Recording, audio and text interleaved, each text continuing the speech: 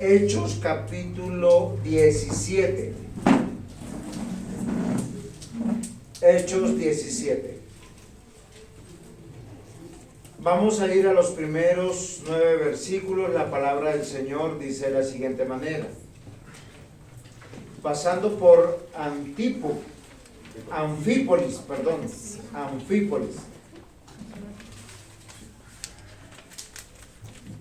y Apolonia, llegaron a Tesalónica, donde había una sinagoga de los judíos. Y Pablo, como acostumbraba, fue a ellos y por 3 días de reposo discutió con ellos, declarando y exponiendo por medio de las Escrituras que era necesario que el Cristo padeciese y resucitase de los muertos, y que Jesús, a quien yo os anuncio, decía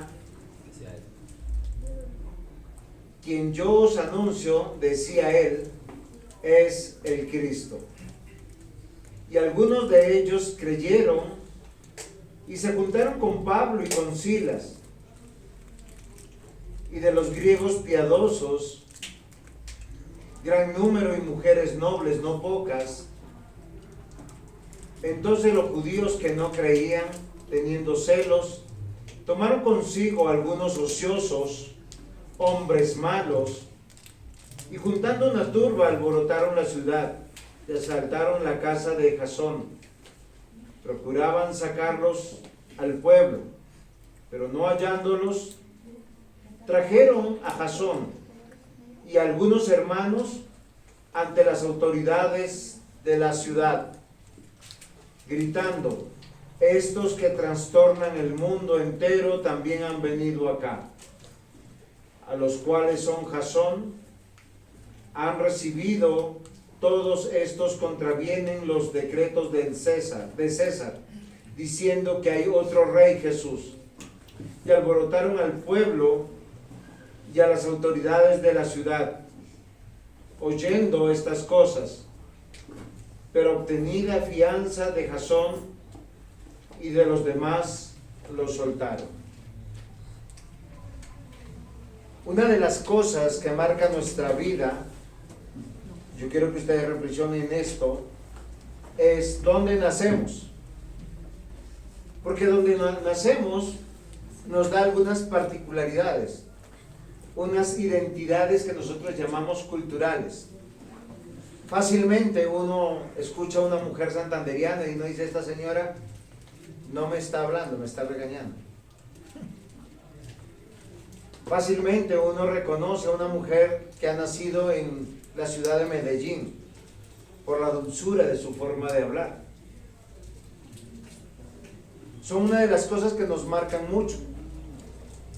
¿Por qué yo les digo esto? Porque Pablo, Silas están en un continente diferente, donde ellos nacieron y crecieron.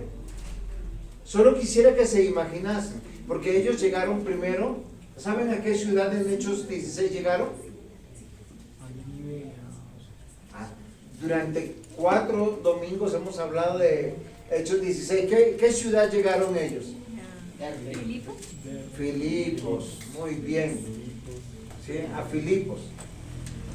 Y en un lugar donde no había sinagoga, donde no había iglesia, se levantó una iglesia y quedó Lucas. Nosotros nos damos cuenta en estos versículos aquí que Lucas ya está narrando en tercera persona. Y particularmente nos dice que Pablo y Silas siguen en la lucha. También está Timoteo, pero acá los nombra a ellos. Pero yo quiero que nosotros consideremos que ellos en su vida habían sido marcados por ser judíos y por ser griegos. A esto también, ¿qué se le suma? Las habilidades que tenemos. Ahora, yo les pregunto, ¿eso marcaría nuestro destino? ¿Marcaría el destino de Pablo, de Silas, de Timoteo, de Lucas? ¿Qué es lo que marcó el destino de ellos?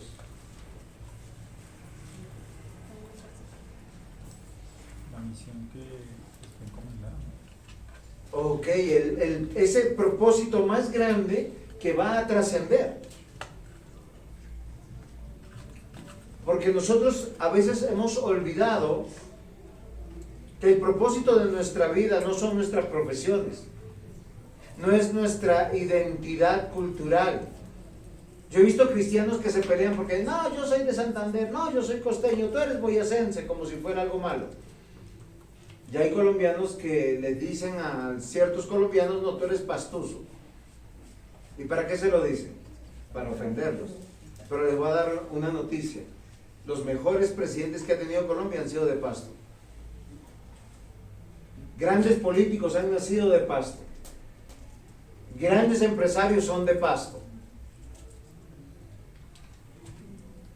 Pero nosotros somos de esta manera. Eclesiastés 9:11 dice, voy a leer de la traducción en el lenguaje actual: mire hacia otro lado y vi que en esta vida no son los más veloces los que ganan la carrera, ni tampoco son los más valientes los que ganan la batalla. No siempre los sabios tienen que comer, ni los inteligentes tienen mucho dinero, ni todo el mundo quiere a la gente bien preparada. En realidad, todos dependemos de un momento de suerte. Esto es palabra de Dios. Porque a veces nosotros pensamos que lo que tenemos nos lo hemos ganado a pulso. Y a veces nuestra confianza es eso, por eso nosotros nos deprimimos mucho cuando no nos salen nuestros proyectos de vida. Y nos entristecemos. Y yo quiero que antes de entrar a la predicación entremos en un momento de reflexión. Cuando yo les pregunto, ¿están en el lugar apropiado? ¿Están en el segundo apropiado?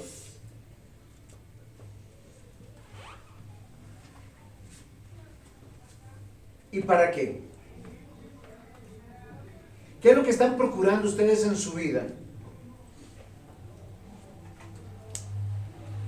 ¿Qué es lo que en su corazón están esperando con tanta ansiedad que si lo tuvieran hoy serían la persona más feliz?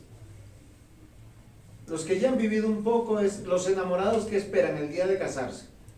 Y pasa el día de casarse y es maravilloso. Y viene la realidad. ¿Cómo se llama esa realidad? Andresito, ¿cómo se llama esa realidad después de casarse? Compromiso. Matrimonio. Y el matrimonio trae muchas cosas. Muchos se esfuerzan por tener una casa, un carro, una moto.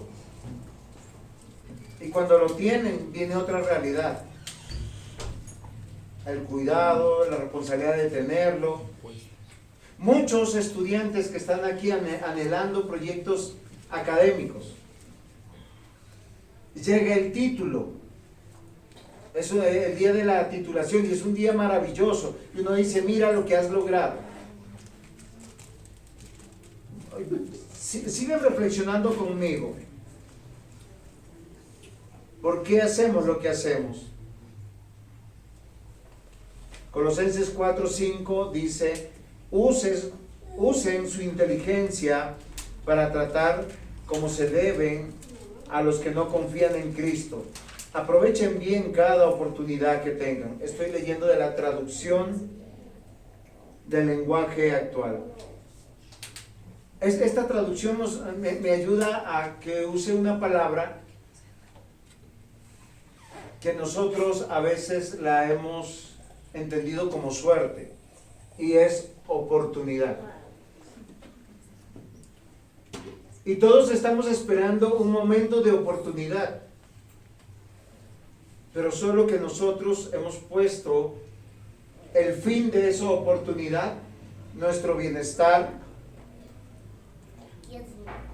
nuestra avaricia, nuestra codicia, nuestros intereses.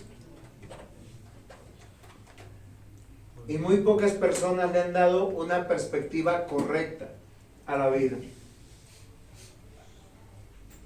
Hago una pregunta en general. ¿Somos siervos del Señor? Muy bien. Ahora la pregunta siguiente, ¿servimos al Señor?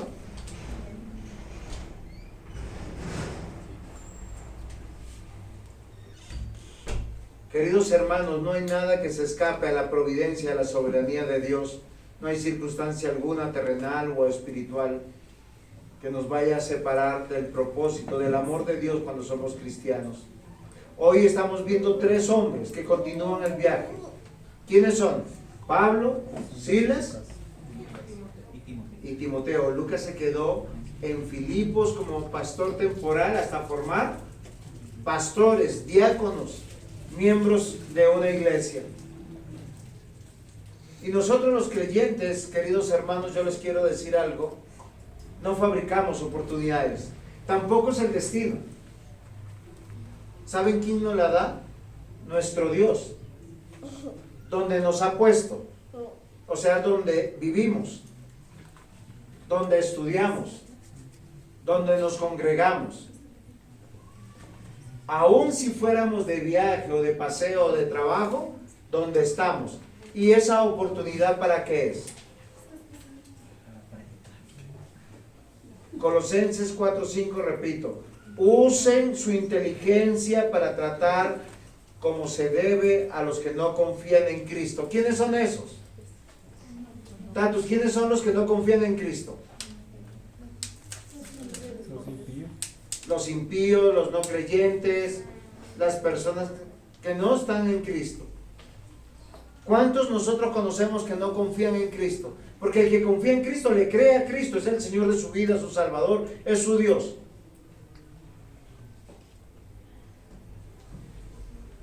Usen su inteligencia para tratar como se debe a los que no confían en Cristo. Aprovechen bien cada oportunidad que tengan. A veces usted tiene la oportunidad de vivir entre no creyentes. ¿Saben qué dice la Escritura? Que se conviertan ellos a ti y no tú a ellos. Y a veces, ¿cuál es nuestra tentación? Estamos entre no creyentes y hablamos como ellos, reímos como ellos, gozamos como ellos, y ellos ni cuenta se dan que creemos en el Dios único y verdadero. Queridos hermanos, el Señor nos ha creado oportunidades, por lo menos para 3 cosas: para predicar su palabra, para dar testimonio de su obra, y tercero, para adorarle. Eso significa ser cristiano todos los días de nuestra vida. Tal vez alguno hoy faltó a la iglesia. Espero que esté predicando, testificando y adorando a Dios donde está. Pero si está en función del impío, está negando a su Dios, se está avergonzando de su fe. Y el Señor, ¿saben qué dice en su palabra? Quien se avergüenza de Dios, de Jesús, de nuestro Señor, Él se avergonzará de nosotros.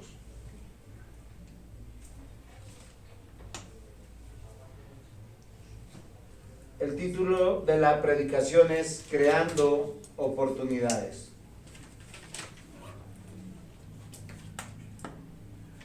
Punto 1. Para predicar. El viaje continúa ¿de quién? De Pablo, Silas y Timoteo. Ahora, yo quiero que ustedes vean algo que tal vez en el texto no se ve. Porque pasamos del capítulo 16, ¿y qué sigue, Eliana? El 17, muy bien. Eso está bien. ¿Y qué es lo interesante de esto? Si observamos todos los peligros que pasaron en Filipos, ¿qué es lo que sucedió aquí? Ellos se fueron de Filipos. ¿Por qué razón se van de Filipos? Porque el viaje continúa. Ellos desde que salieron en este segundo viaje tenían una intención: visitar las iglesias que ya habían fundado. Pero pasaron por toda Asia y cruzaron hacia Europa. por una visión que el Señor les da a Pablo. Vayan y busquen a un varón Macedonia y ayúdenlo. Parece ser que este varón de Macedonia es el carcelero. Pero ellos, al ver que se abre esta puerta, y recuerden que en Filipos no le fue muy bien, antes de partir, ¿qué les había sucedido, Johan? ¿Qué le pasó a Pablo y a Silas antes que ellos despidieran a los hermanos? ¿Se acuerdan la prédica pasada? Ellos fueron acusados, encarcelados, golpeados. Hechos 16:40. Entonces salieron de la cárcel, entraron a la casa de Lidia, y habiendo visto a los hermanos, los consolaron y se fueron. Los que estaban golpeados, maltratados, trasnochados, o sea, se trasnocharon porque cantaron primero al Señor, se trasnocharon porque hubo un terremoto, se trasnocharon porque en medio de esa situación se fueron a la casa del carcelero. Y lo interesante es que no pidieron una cama para dormir, como hay muchos que llegan a las casas, ¿no? Van de visitas pero se aplastan ahí como si no hubiera un mañana. No colaboran en nada. No, ellos ¿qué hicieron? Les predicaron. Hechos 16 dice que les predicaron a los de la casa. Ellos tenían una oportunidad. Oye, el carcelero nos abrió su casa.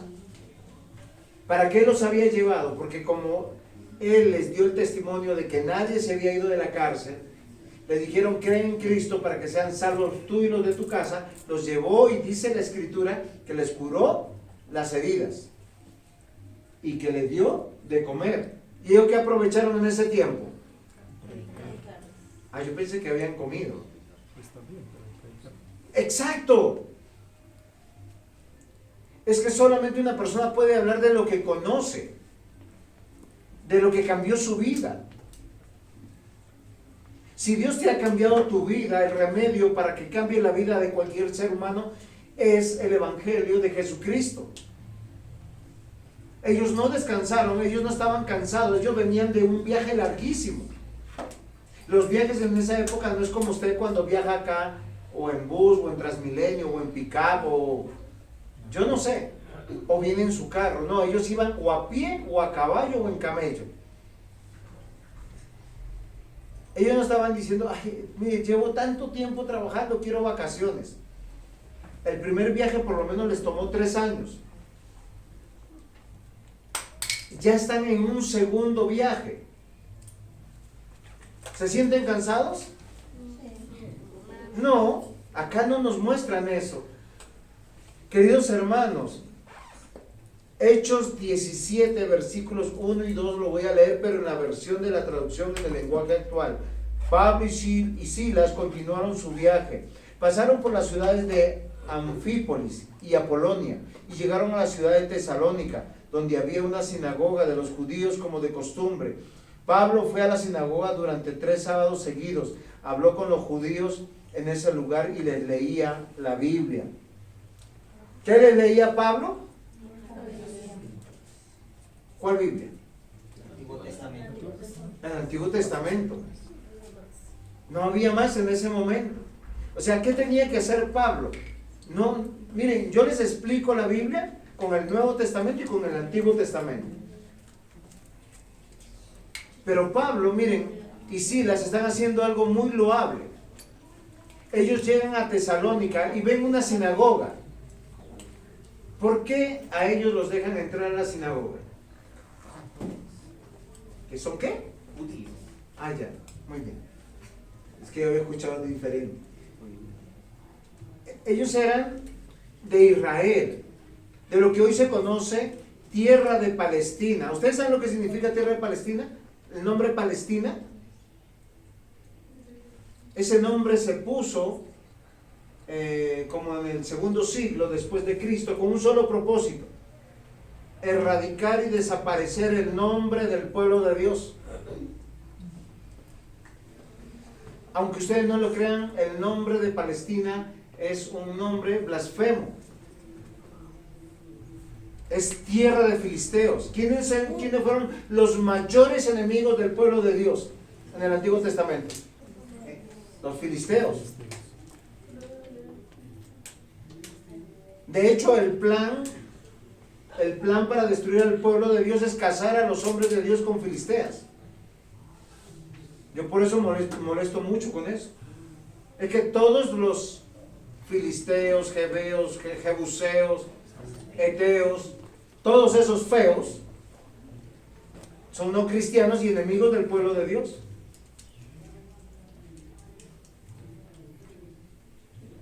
Pablo y Silas llegaron a Tesalónica. Solo piensen, toda Asia Menor está por este lado y a este lado está el norte de Europa.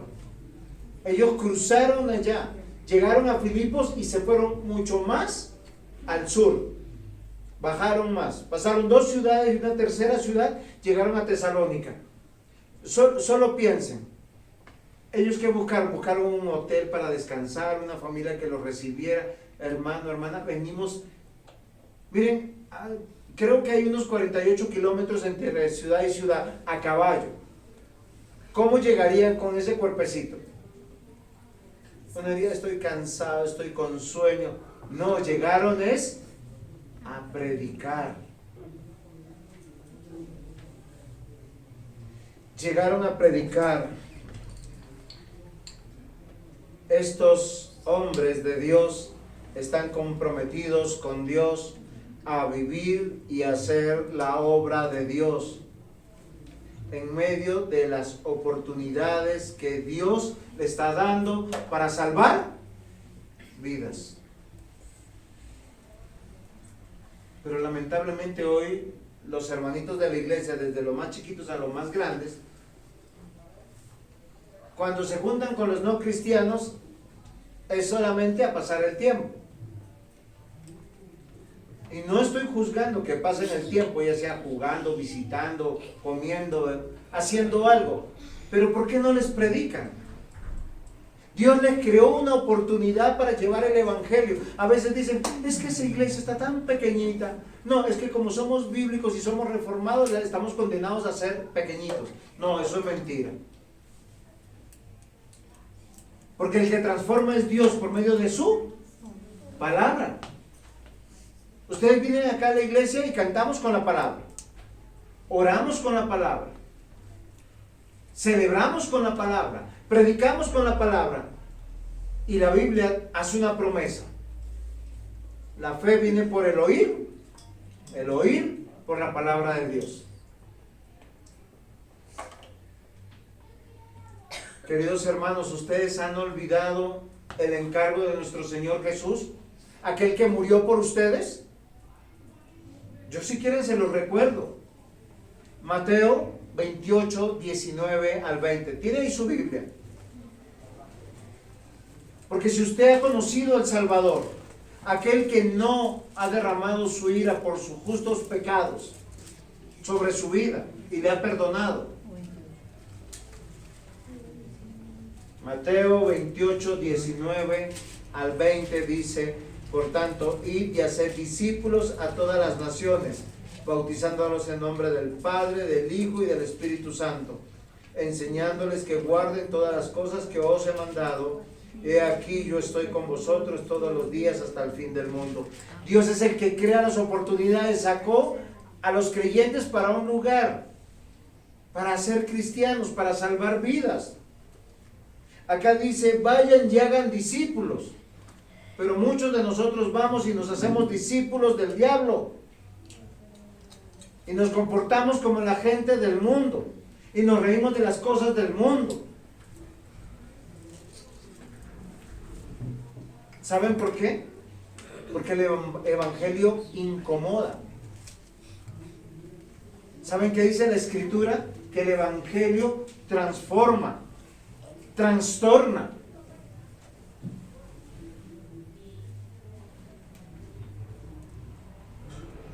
No debemos olvidar que el Señor nos ha enviado al mundo para hacer discípulos. ¿Para qué nos ha enviado al mundo? No para que nos disipule el mundo. Si usted es un hombre, una mujer que ha confesado a Cristo como su Señor, como su Dios y como su Salvador, usted tiene que, una gran responsabilidad, discipular a otros, predicarles el Evangelio. Es Dios creando una oportunidad. Oiga, pregúntese, ¿por qué ese compañero lo ha invitado a su casa a almorzar? Porque si lo ha invitado, como a veces uno invita a ciertos seres vivientes, en Navidad invitamos al pavo, invitamos al lechón, pero para matarlo y comerlo. Hoy, mis amados hermanos, yo quiero que nosotros reflexionemos. No olvidemos que hay que ir al mundo a ser discípulos. Estos hombres que proceden de Jerusalén llegan a Europa y Dios, en su infinita misericordia, no hace una distinción de raza, de cultura o de estatus económico, y los ha enviado para salvarlos por medio del Evangelio de Jesucristo. Dios le creó la oportunidad a Pablo y a Silas. ¿Cómo? A través de su raza, de su cultura. ¿Saben qué hacen en las sinagogas? En las sinagogas abren el Antiguo Testamento. Ahora, no vayan a pensar que Pablo y Silas se quedaron en Tesalónica 3 semanas. Posiblemente fue más tiempo, y yo se los voy a demostrar ahora. Acá dice que por 3 días de reposo Pablo presentó el Evangelio, predicó. ¿Por qué no hubo un 4.º día de reposo? Ya habían entendido los que estaban aquí. No, porque los expulsaron de la sinagoga. Ahora estaban en la casa de Jasón. Los que creyeron, eso sí es verdad, diácono Yanli, abrieron sus casas nuevamente. ¿Ustedes para qué abren sus casas? ¿Sí, Janisita? No, hay que abrir las casas para los... Hay que abrir las casas. Dice, yo soy la primera. Acá es que Hechos 17 nos dice algo extraordinario. Pablo, como acostumbraba, fue a ellos y por 3 días de reposo discutió con ellos, declarando y exponiendo por medio de las Escrituras que era necesario que el Cristo padeciese y resucitase de los muertos. Miren, el mensaje central del Evangelio es ese. Y yo lo quiero invitar, ¿usted qué don tiene? ¿Qué habilidades tiene para presentar el Evangelio? ¿Cómo lo hace? Él dice que Jesús es a quien yo os anuncio. Es el Dios vivo, el Dios que se encarnó, el Dios que murió por nosotros. Dice que los que creyeron se juntaron con Pablo y con Silas. Y de los griegos piadosos gran número y mujeres nobles no pocas. ¿Sabe qué significa eso? Nobles no pocas. Cuando dice nobles, mujeres nobles no pocas, está hablando, dice, de mujeres ricas. La mujer griega no era una mujer que se dejara mandar. Era una mujer que si el marido no entendía lo dejaba y hacía lo que tenía que hacer. No era como la cultura judía, que era totalmente diferente. Pero estas mujeres llegaban al lugar donde se enseñaba la palabra. Mujeres inteligentes. Una mujer noble era instruida y educada desde niña para ser parte de la sociedad. Ellas por lo menos manejaban 3 o 4 idiomas. Eran mujeres muy inteligentes. Para aquellos que piensan que el Evangelio es para el pobre, para el necesitado, para el miserable, para el que no ha estudiado. No, el Evangelio es para todo aquel que Dios ha planeado salvar. Dios ha creado oportunidades para que sus hijos, los hijos de Dios, no estoy hablando de solo predicadores, en este caso es Pablo y Silas. Pero como nos vamos a dar cuenta, Tesalónica va a haber una explosión del Evangelio del Señor. Y en el poco tiempo que Pablo y Silas estuvieron ahí, el Espíritu Santo va a obrar para que se entienda, para que se viva, para que se comprometan.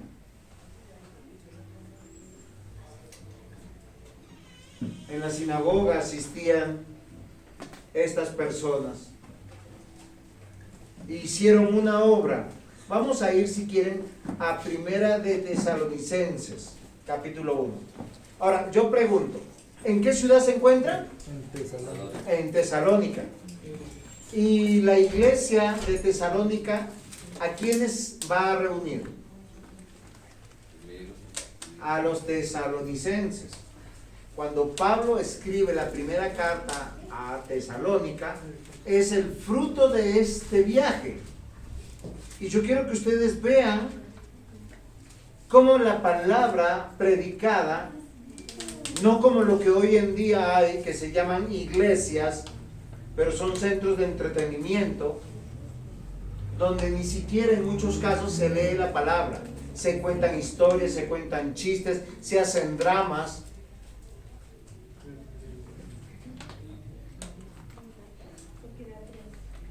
Pablo, Silvano y Timoteo,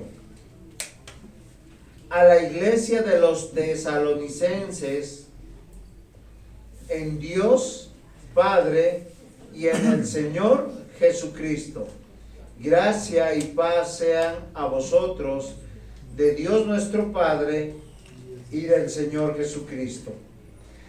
Damos siempre gracias a Dios por todos vosotros, haciendo memoria de vosotros en vuestras oraciones, acordándonos sin cesar delante del Dios y Padre nuestro, de la obra de vuestra fe, del trabajo de vuestro amor y de vuestra constancia en la esperanza en vuestro Señor Jesucristo. Porque conocemos, hermanos amados de Dios, vuestra elección, pues nuestro evangelio no llegó a vosotros en palabras solamente, sino también en poder, en el Espíritu Santo, en plena certidumbre, como bien sabéis, cuáles fuimos entre vosotros por amor de vosotros. Amados hermanos, esto es solo para los hijos de Dios. Para los hijos del diablo, ¿saben qué significa la iglesia? Un lugar de religión. Para el creyente, la iglesia es donde usted aprende a cantar, a orar, a adorar, a hacer algo que el mundo no puede hacer. Darle preeminencia a Dios. Cuando yo salgo de mi casa dispuesto para ir a la iglesia, yo le estoy dando la preeminencia a Dios. Y alguno me dirá, pero pastor, usted vive acá en el templo. Querido hermano, pregúntame a qué hora me levanto. Pregúntame lo que yo hago, lo que hace mi familia. Porque a veces ciertamente tú puedes decir acá, el pastor no hace nada, el resto lo hacen todos. Pero acá todos están como hormiguitas desde temprano. Porque vamos a recibir a los hermanos. Nuestra esperanza es que los hermanos amen tanto a Dios como nosotros. Y yo como padre me tengo que disponer para que mi hijo, mi esposa, que hoy viven conmigo porque mi hija ya se casó, pues estén animados. Yo no soy el estorbo que tienen que atender. Yo soy aquel que les demuestra el camino, porque para eso Dios me puso como cabeza. El que les tiene que mostrar el ánimo. Y el ánimo es, vienen los hermanos. Y la Biblia dice, donde 2 o 3 están reunidos, ahí está la presencia del Señor. Pablo les está haciendo recordar a los de Tesalónica su visita, cómo se fundó. ¿Qué es lo que trastornó sus vidas? Porque cuando el Evangelio llega realmente a nuestro corazón, nos trastorna, nos cambia, nos quita prioridades y nos da prioridades correctas. Yo antes de ser cristiano soñaba que yo iba a terminar en una finca, envejeciendo así a la sombra de un árbol, y cuando me dé frío saliendo al sol, Dije, desde que haya internet y yo pueda disfrutar algo de eso, estaría feliz. Comida, dormida, ¿para qué más? Hoy en día ya ese no es mi pensamiento. Hoy yo tengo que entender que Dios está usando mi vida, creándome oportunidades para presentar el Evangelio. De hecho, quien me frena muchas veces es mi esposa. Me dice, Juan, ya no la canses, déjale que respire, que se anime de a poquitos. Porque donde yo voy trato de predicar, de invitar a la iglesia, y no es porque sea nuestra iglesia. Desde que conocí al Señor lo he hecho. Y mi hija y mi esposa es testigo. Porque en ese tiempo David no conocía del Señor, no estaba en medio de nosotros. Pablo, Silvano y Timoteo les recuerdan aquí a la iglesia que siempre dan gracias a Dios por todos ellos. Pero ¿cómo pueden dar gracias? Dice, haciendo memoria. Yo hago memoria de muchos de ustedes cómo llegaron a la iglesia, cómo conocieron el Evangelio. Dice, acordándonos sin cesar delante de Dios y Padre de la obra de vuestra fe, del trabajo de vuestro amor y de vuestra constancia en la esperanza. Algunos en la iglesia van, vienen, se devuelven al mundo y vuelven y vienen. Y uno ve que cómo Dios los vuelve y los trae. Amados hermanos, es que la predicación del Evangelio es presentar a Cristo, pero Dios creó la oportunidad para que nosotros la aprovechemos. Y acá Pablo está recordando, este es Silvano y Timoteo, Silvano y Silas, es el mismo, ¿sí? Le está diciendo, yo recuerdo esto, y recuerda que de la elección, o sea, tú estás aquí, has confesado a Cristo, no por casualidad, sino porque Dios quería que estuvieras en ese lugar, en ese momento, que tu vida sea trastornada, cambiada. Hay un propósito en tu vida. Y no es envejecer en medio del oro y la plata, y los títulos, y las casas y los carros, sino de la fe de Cristo. Dice la Biblia que a los elegidos el Espíritu Santo los dirige. Y que esta predicación vino con poder. Pablo y sus compañeros se esforzaron por llevar el Evangelio a las ciudades que construían los grandes centros, que constituían los grandes centros de comercio y administrativos. ¿Saben qué significaba Filipos, Tesalónica? Donde las personas van con la esperanza, aquí voy a ser rico.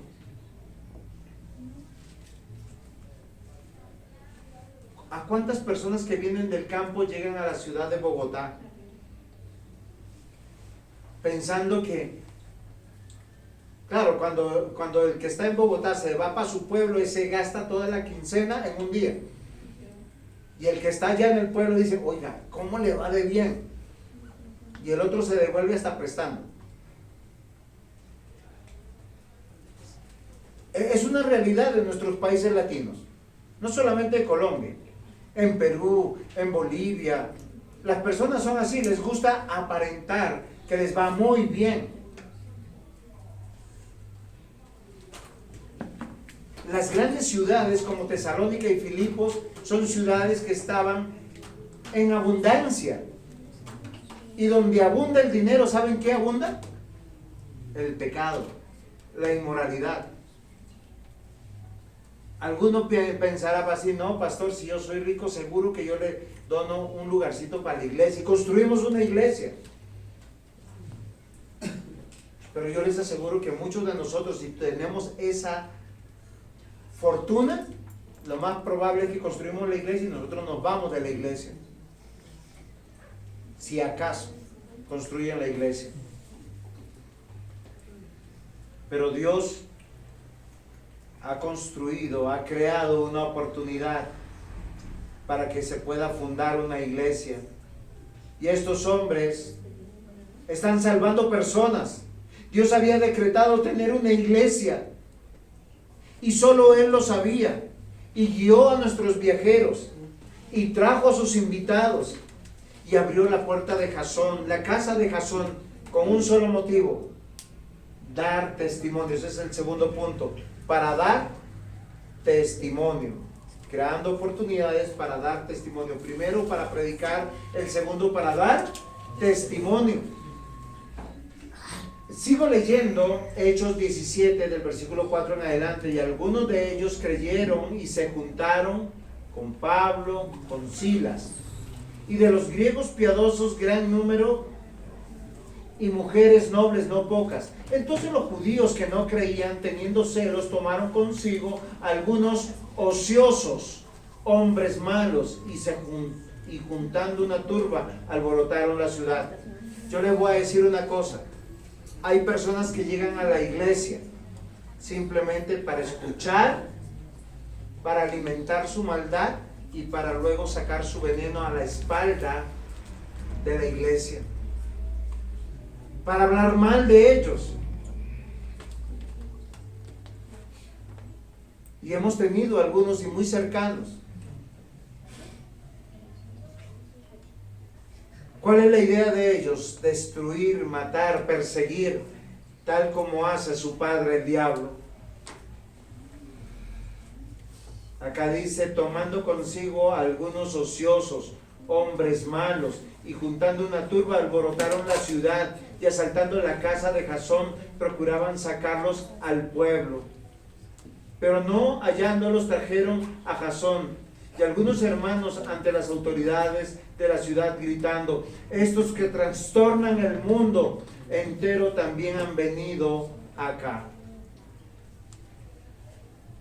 Queridos hermanos, siempre que hay un lugar donde se está predicando la palabra de Dios, se van a levantar enemigos para hablar mal de su iglesia, para hablar mal de sus siervos, para que ellos desfallezcan, para que ellos se desanimen, para que ellos tiren la toalla, y para los que le siguen y para los que escuchan la palabra, lo hagan de la misma manera. Sin embargo, Dios determinó un lugar, trajo unas personas, Él creó la oportunidad para que a través de la fe hayan personas que se puedan reunir en torno a esa fe, y eso se llama iglesia. Eso se llama obra de Dios.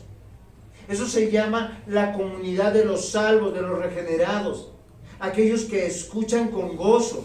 Aquellos que van a aceptar la autoridad de Cristo a través de sus autoridades. Porque es que ser cristiano no significa decir yo solamente creo en Cristo. Ayer alguien me decía eso. Y solo piensen el pensamiento de esta persona: es que la culpa del odio en el mundo son las religiones. Ah, no, pero yo creo en Dios, pero no creo en la religión. Y eso es un mensaje diabólico, porque la religión debe proceder de una fe genuina. ¿Qué es la religión, para que ustedes comprendan? Es la práctica de algunas actividades de manera tradicional que manifiestan lo que yo creo. En este lugar no tenemos imágenes. ¿Por qué no tenemos imágenes? Porque no somos idólatras. No creemos en las imágenes. En este lugar, ¿hay alguno que se caiga cuando viene? A no ser que se tropiece o que lo empuje. Pero a nadie tumbamos. A nadie le estamos haciendo adivinanzas ni profecías. Y si usamos una profecía, es la profecía de la palabra de Dios, que es la más segura. Pero a las personas no les gusta. ¿Sabe por qué? Es que está denunciando solo los pecados. Pues obvio, porque la Biblia tiene solo dos tipos de mensaje en uno: el anuncio y la denuncia. La denuncia es: tu vida anda mal por esto y por esto. Esa es la denuncia. Y el anuncio: Cristo te puede cambiar. Cristo te puede perdonar todos tus pecados y hoy hacer una vida nueva de ti. Y cuando usted leyó conmigo Tesalonicenses 1, usted se dio cuenta que Pablo lo que reconoció de los nuevos creyentes era su perseverancia, su diligencia. su esperanza. Le pregunto, ¿usted es creyente de esa manera? ¿O es de los creyentes que son como el electrocardiograma? A veces arriba, a veces abajo. Un domingo sí, un domingo no. Hoy llego temprano, al otro domingo ni aparezco. Queridos hermanos, tal vez debemos meditar en algo que estamos pasando por alto. Pablo y Silas habían sido azotados, trasnochados por todos los eventos de Filipos. Venían viajando no días, posiblemente meses, yendo de ciudad en ciudad. En algunas no pudieron entrar, el Espíritu Santo se los prohibió. ¿Cómo se encontraban ellos? Físicamente hablando, humanamente. Estaban con todo el punch, estaban así. Cansados del viaje. Golpeados. Estarían cansados, adoloridos, tal vez convalecientes. Sin embargo, salen y dan fe de lo que ellos creen. ¿Eso cómo se llama cuando uno da fe de lo que uno cree? ¿Cómo? Testimonio. Pero a veces nuestro testimonio da vergüenza. El Rey de Reyes está aquí y llego a la hora que se me ocurre. Yo quiero que nosotros reflexionemos en el corazón. El mensaje viene de Dios, no viene de parte mía. Estos hombres, para predicar, ¿qué tenían que hacer? Pararse delante de los demás, mostrarles el ánimo en medio de sus cicatrices, de sus dolores, en medio de su sufrimiento, de sus convalecencias. ¿Qué tal uno aquí? Ay, hermanos, ¿y cómo están? Bien, y yo, ahí voy. ¿Saben qué dice la Biblia? Que en Tesalónica ellos no tuvieron muchas veces para comer y tuvieron que trabajar. ¿Por qué razón? Porque la iglesia estaba nuevecita y ellos no querían hablar ni de diezmos ni de ofrendas. Y dice la Biblia que hubo otras iglesias que reunieron y les enviaron una ofrenda para que ellos pudieran sostenerse.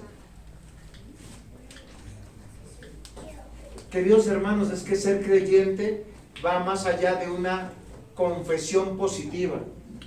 Ser creyente es dar testimonio de lo que yo creo, en quién creo, cómo lo creo. Si yo creo que Dios es amor, misericordia, gracia, también debo de creer que ese mismo Dios es fuego consumidor. La Biblia dice que Él es, como decíamos hace un momento y leíamos en Nahum 1, versículo 3, que Dios es tardo para la ira. ¿Qué significa eso? Que se demora. Ya ha tenido misericordia.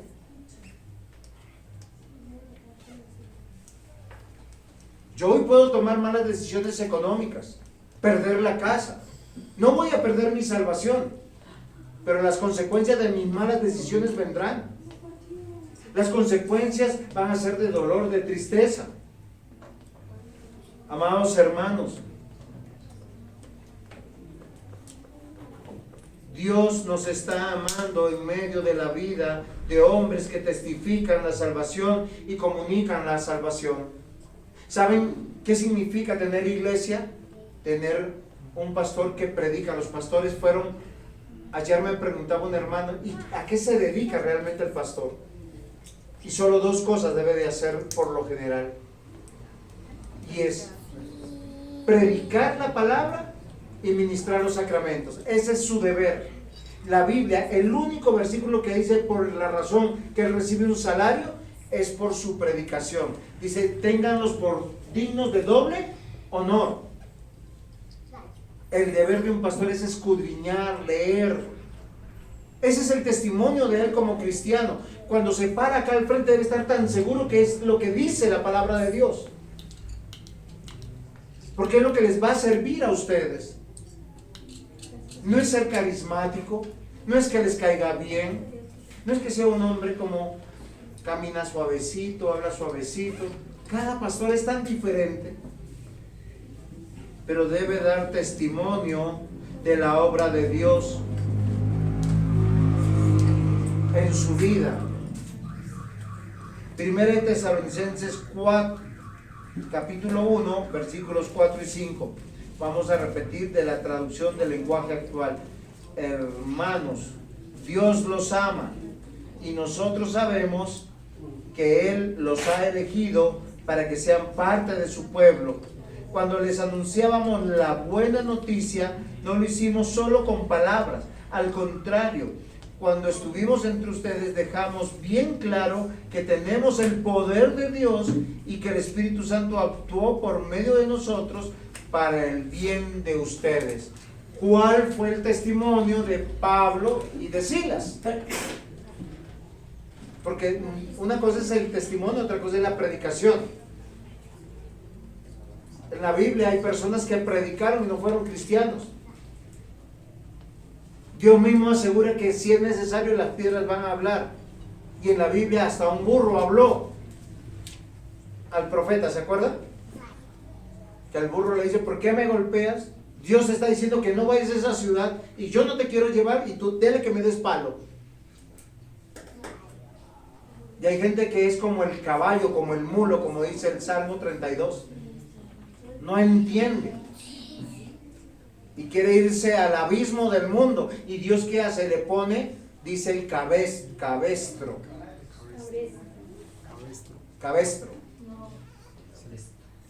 Yo no me imagino, no, es que hay creyentes así, tercos como la mula, van y se estrellan una, otra y otra vez. Y Dios con paciencia los sostiene y los trae. Queridos hermanos, yo les quiero comentar algo. En la iglesia todos somos iguales. ¿Sí sabían eso? El diagnóstico de Dios es: todos en su pasado estaban muertos en sus delitos y pecados. Todos eran infieles, no creyentes, impíos, malos, amaban su maldad. En la iglesia todos somos iguales en el pasado, pero también somos iguales en el presente. Salvos por gracia, por medio de la fe que nos da para creerle a Dios. Eso hace la diferencia entre el fiel y el infiel. ¿Ustedes sabían eso? Eliana, ¿tú sabes qué es ser fiel? Ser